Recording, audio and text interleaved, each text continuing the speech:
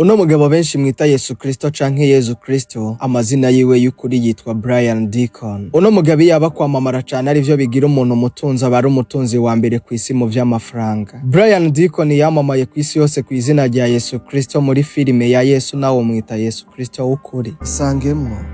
Deacon ni umwongereza w'imyaka 77 kuri uno munsi nkoreyeko yisangemwo ndi muri studio za Isangemwo nawe muri 2026. Deacon yavukiye mu Bwongereza Oxford mu mwaka w'igihumbi kimwe amajana 949. Deacon ni umupapa w'umwana umwe w'umukobwa akunda cane yavyaranye n'umugore wiwe wa mbere bari bubakanye mu w'igihumbi kimwe n'amajana 977, ariko baza kuvana bahanye divorce nyuma y'imyaka 10 yose babana hari mu gihumbi kimwe n'amajana 987. Imvo zo kuvana kwari kudahuriza ku myitwarire mibi n'imibereho y'umwe muri bo. Gusa nyuma gato Brian yazanye ubundi mugore gushika n'uno munsi bari kumwe, ariko ntibaravyarana ntawuzi impamvu. Isangemwo. Uno mugabo Deacon mukunda cane muri benshi yamamaye kw'isi yose nka YESU KRISTO. Biragoye kumenya ubuzima bwiwe bwitabamwo bwa buri munsi utari umunyarusako, utari umushakashatsi wabigize umwuga nkanje. Nta makuru menshi yiwe abari hano hanze, ntakunze kuja no mw'itangazamakuru. Brian nta makuru y'ubuzima bwiwe apfa gushira hanze, ariko kimwe mu vyo ukwiye kumenya kandi c'ingenzi nuko Deacon ari umukinyi mwiza wa filime. Ndaje ndakubwire filime zitandukanye Deacon yagiye arakinamwo. Aha bamwe ndazi bitanguye kubacanga, ariko kandi nico gituma uri kunyumva neza cyane ndagutahuza gushika wisanzemwo. Isangemwo. Kubwira umuntu wo muri kino gihe cacu ko Deacon atari we YESU KRISTO w'ukuri bisa nko kwicira urubanza rugutsinda wewe ubwawe wemeza ko Imana itabaho kandi twese tuzi neza kibaho. Isangemwo nawe rero ndakubwira ukuri kuri mu vyo utamenye kuri Deacon. Brian benshi mwafashe nka YESU KRISTO w'ukuri. Ndakubwira ingene filime twese twakuze dukunda YESU KRISTO yatunganijwe, uko yashizwe ku mugaragaro ikaba yaramamaye kw'isi yose nk'uko biri uno munsi kandi mu ndimi zose. Isangemwo.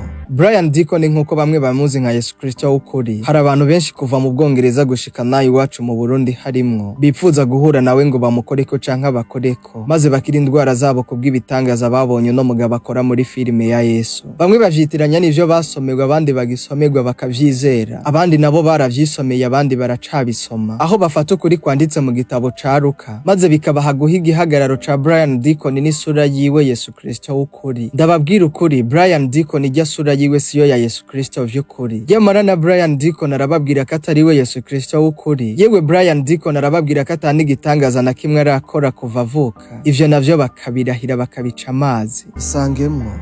Deacon ntukamwitiranye na YESU KRISTO ngo nawe biguhore mu mutwe utekereza ko isura ubona muri filime ya Yesu yoba ari YESU KRISTO w'ukuri. Yesu twigishijwe muri Bibiliya, kuko igikoresho ca mbere gifata amashusho cabonetse inyuma y'imyaka 600 YESU KRISTO amaze gupfa, caba igifata amafoto canke video. Aha nawe nk'umunyabwenge uhita wumva ku kanya nyene ko nabari bazi isura ya YESU KRISTO nabo bari baramaze gupfa. Isangemwo. Abateguye bongera baranakina ino filime ya YESU KRISTO bafatiye ku nkuru y'ukuri yanditse mu gitabo ca Luka kiri muri Bibiliya. Luka numwe mu bigishwa beza bagendanye na YESU KRISTO bari barize neza amashure menshi kuko we yari asanzwe ari no muganga. Uwo Luka ni nawe yanditse igitabo c'ivyakozwe n'intumwa 12 kiri mu gitabo ca Bibiliya nyene, kandi watigeze ab'intumwa nk'uko bamwe bavyitiranya, ariko akandika igitabo c'intumwa neza. Mu gitabo ca Luka rero niho haboneka neza inkuru nziza y'ubuzima bwa YESU KRISTO ko yabayeho hano kw'isi kuva avuka gushika apfuye. Isangemwo. Hano rero umuyobozi mwiza w'ibikorwa vya filime nk'uno mugabo Peter Skes, uno mugabo ya directinze ino filime ya YESU KRISTO, ukaba wifitiye abakinyi beza ba filime barimwo nka ba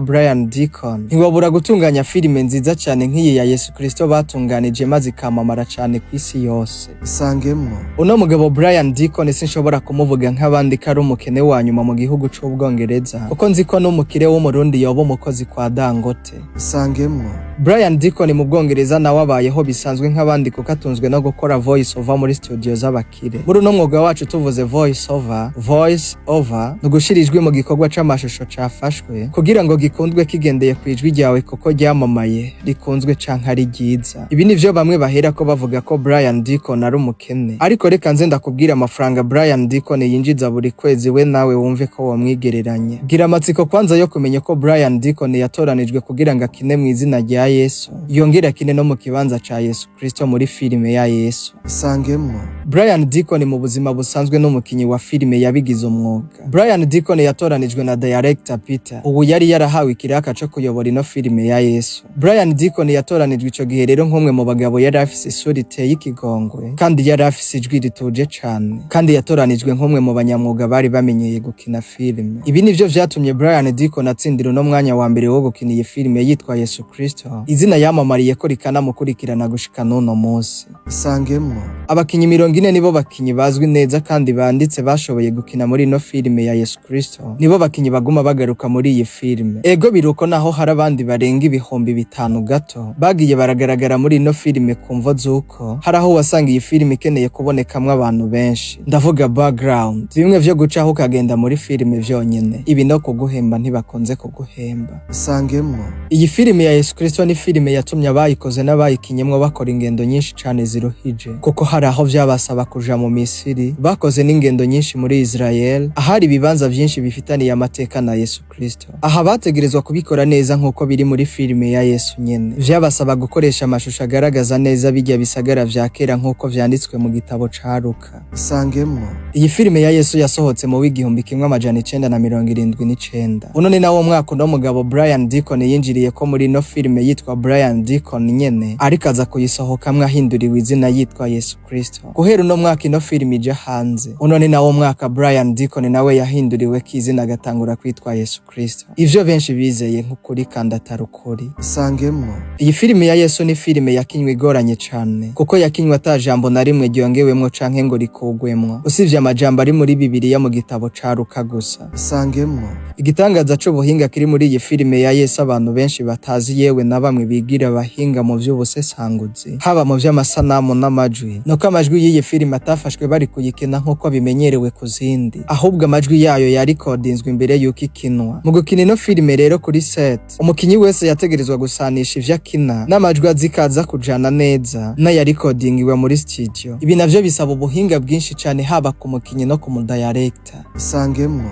iyi filime bimwe mu vyatumye itwara amafaranga menshi mu kuyitunganya nuko mu nteguro yayo yagiye hanze iri mu ndimi zirenga 2,000, aho uca humva n'ikirundi ko kirimwo. Ariko ibusivye umwanya w'ibikorwa vyabatwaye, nta buryo bwinshi bw'amafaranga bwari bwarategekanirijwe iki gikorwa co kuyihindura mu zindi ndimi, kuko abakristo bwabo baritanga bakaja kuyihindura mu ndimi zabo, abaza baserukiye ibihugu vyabo kugira ngo ubutumwa buri muri iyi filime bushike kure kandi buri mu ndimi abantu babo bumva. Isangemwo iyi filime naho yatwaye amafaranga menshi cane mu kuyitunganya, ikaba ari nayo filime imaze kurabwa n'abantu benshi ku isi mu buryo bwari bwo bwose, siyo filime ya mbere imaze kwinjiza amafaranga menshi ku isi. Aha niho abahinga duhera tuvuga ko iyi filime yahombeye abayitunganije mu buryo bw'amafaranga, ikungukira abakristo naho bamwe mu bayiraba bafashe ivyanya vy'amasura y'abayikinye nk'aho ari ukuri kandi ari filime isanzwe nk'izindi. Isangemwo uruhombo mu vy'amafaranga kuri iyi filime nkayisangemwo rubonekera he? Isangemwo ibuka nawe umunsi wa mbere urabi iyi filime ya Yesu ko hari umuntu yigeza kwaka amafaranga. Jewe Fabie wapi, jewe nta muntu n'umwe yigeza nyaka n'igiceri c'amarundi ko yiraba hari ko buntu wa. Ndibuka ko iwacu twayirabira ku mashengero y'abatwegereye iwacu, kubera ko ari ruguru bazana groupe electrogene, baza bafise projecteur yewe nico biti gitambara, tugaca twicara hasi tukisangamwo tukayiroreza, twavyita kuroreza isinema. Nimba iwacu rero hari ko buntu, menya ko no kwisi yose hari ko buntu kandi uko nyene, kuba iyi filime yararabwe ku buntu muri izo nzira kwisi yose, urumva nawe ko ata amafaranga yinjije. Ariko ibaze ko abayitunganije n'abayikinye bahembwa amafaranga menshi cane y'ico gihe. Ino filime uyiharuriye neza usanga yaratwaye miliyoni zirenga 6 z'amadolari mu kuyitunganya. Isangemwo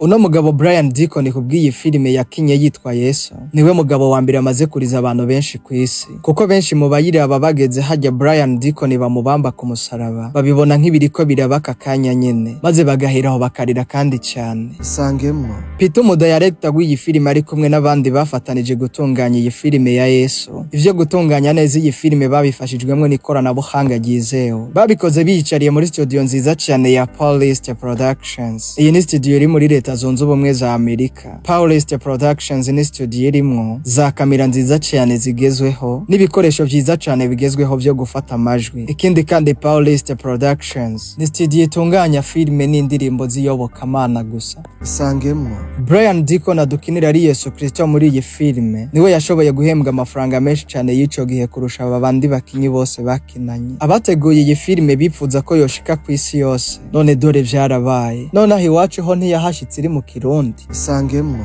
Brian Deacon ntudusubire kumwita Yesu Kristo w'ukuri ubu ndagutahuje. Kandi Brian ntabwo ari iyi filime ya Yesu yakinyemwo yonyene, yarakinye muri filime ya The Beyond hari muri 2017. Iyi filime nayo yishaka uyirabe yarakunzwe cane ku isi. Brian yarakinye muri filime yitwa Doctors no muri filime yitwa Mistaken. Iyi Mistaken nayo yasohotse muri 2013 isangemwo. Naho bamwe bavuga ko uno mugabo Brian Deacon uno benshi bita Jesus canke Yesu Kristo, uno bamwe mwahora mwizera ko ari Yesu Kristo w'ukuri, bamwe mu bababwira ubuzima bwiwe bw'uno munsi bakababwira ko ari umukene, mu bikorwa vyiwe yinjiza hagati y'amadolari 200,000 n'umuriyoni ku kwezi. Ngaho rero yashire mu marundi bumve ko komeza kumwita umukene. Isangemwo nawe rero, isangemwo nawe. Ndabivuze ariko ndazi ko atakinini biza guhindura ku vyo bamwe mwigishijwe mwashize mu mitwe ko Brian Deacon ari we Yesu Kristo w'ukuri, kubera ko iyi filime bamwe yababanye ubuki bacikana ukuri. Ibaze ko bamwe bafashe isura ya Brian Deacon bakayimika nk'isura ya Yesu Kristo w'ukuri. Bamwe birirwa bamwambaye, abandi bakamurarana, abandi bamumanitse mu nsengero zabo, abandi bamumanika mu mazu yabo. Hari bamwe basenga mu bwonko bwabo bashizeho ishusho ya Brian Deacon nka Yesu Kristo w'ukuri, hama bakizera ibisubizo vyo mu mashengesho yabo ko biza ari ukuri. Bamwe bafata iyo sura nyene ya Brian Deacon iyo badashubijwe ku masengesho yabo bakayidogera kuko biyumvira ko Brian Deacon ari we Yesu, kandi barashavura cane kuko Brian Deacon yanse kubasubiza. Abo ni babandi batemera batanatahura ko Brian Deacon ari umuntu nkabo. Isangemwo. Hari abaryama bakarota babona Yesu mu nzozi zabo, ngo babaze isura bahuriye nayo mu nzozi zabo bakakubwira isura y'icamamare Brian Deacon. Ndibaza ko bapfuye bamaze kubona filime ya Yesu kandi bizeye ko Brian Deacon ari we Yesu Kristo w'ukuri. Igihe boja mwijiro bagasanga Brian Deacon si we Yesu Kristo basanzeyo, ubwabo ntibazicira urubanza bakibaza ko ijiro barimwe atari ryo kuba batabona Yesu Kristo Brian Deacon. Isangemwo.